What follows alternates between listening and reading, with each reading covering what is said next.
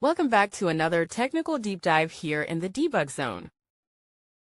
Today we're tackling a big question and breaking it down with us from other users.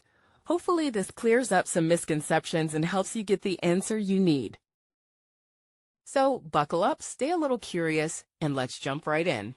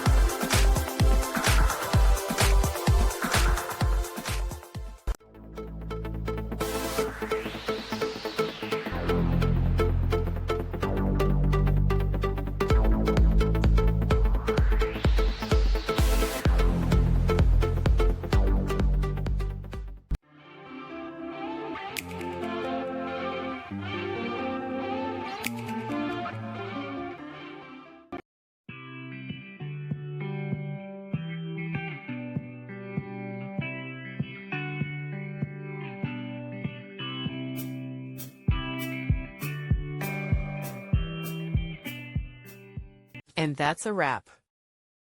I hope you found the answer you were looking for. If you did, take a second to hit that subscribe button. It really helps out. And let me know in the comments which solution worked best for you. See you next time in the debug zone.